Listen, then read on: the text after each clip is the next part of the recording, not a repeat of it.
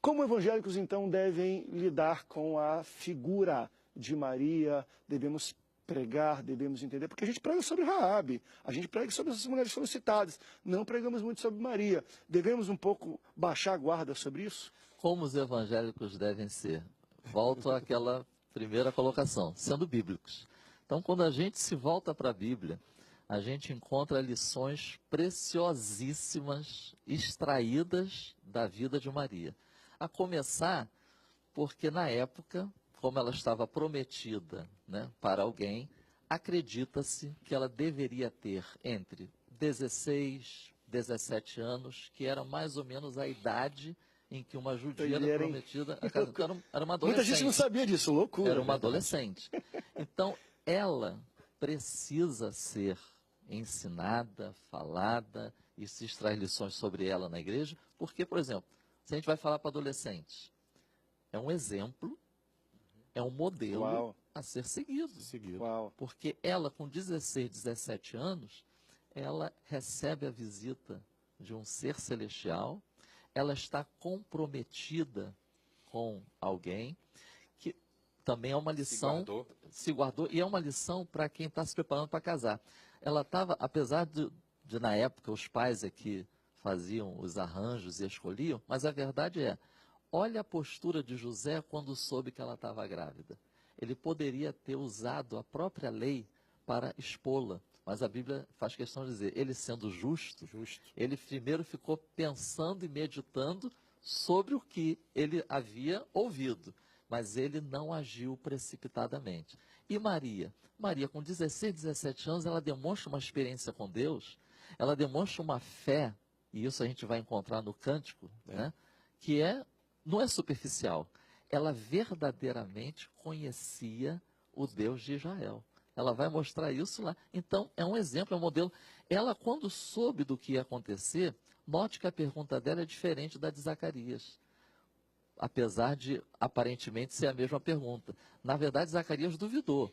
Né? Maria não duvidou. Ela só disse o seguinte, ok, tipo assim, ok, eu creio. Faça em mim, mas eu só não sei como, mas eu creio, porque eu não tenho contato com o homem. Então foi diferente. E ela vai e se coloca, cumpra-se em mim, cumpra-se na tua serva a tua vontade.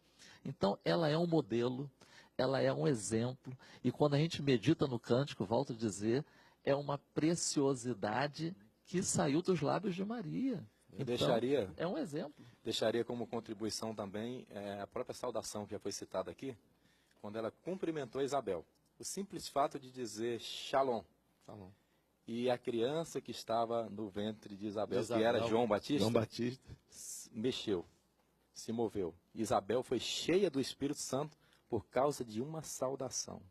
Então eu deixo isso para as jovens, para as moças, para todos nós como crentes em geral, que sejamos tão cheios do Espírito Santo como estava Maria, que com uma simples saudação, a Isabel foi cheia do Espírito Santo. Então, se nós estivermos, significa que se nós estivermos cheios de Deus, e a Bíblia diz que o Espírito Santo hoje habita em nós, nós faremos diferença quando falarmos na faculdade, quando falarmos na escola, quando cantarmos na igreja. Quem canta cheio do Espírito Santo, às vezes não canta tão bonito, mas faz a diferença. Verdade. É o exemplo que Maria deixa. Ela está tão cheia que uma simples saudação faz a diferença. Que seja assim com cada pastor, com cada crente, com cada irmão, que uma simples palavra de saudação, seja onde for, até no plenário, no meio político, a tua palavra faça a diferença, porque você está cheio do Espírito Santo. E exemplo de perseverança também, né? Porque ela estava ali ao pé da cruz. E o Simeão disse que uma espada atravessaria o seu coração. Eu imagino o quanto ela sofreu, não apenas pelo fato de estar vendo o seu filho, mas eu fico imaginando a turbulência na mente de Maria ao longo do ministério de Jesus, né? Ele é meu filho e agora está nessa missão, como é isso? Depois vendo a sua morte. E perseverança, porque após a ressurreição, ela estava junto com os discípulos em oração e aguardando o recebimento da promessa. É importante então, dizer que ela viveu na casa de João, tá? Porque Jesus disse, mãe, eis aí teu filho, João, eis aí tua mãe. E Maria permaneceu na casa de João, o único discípulo que morreu de morte natural até o fim da sua vida.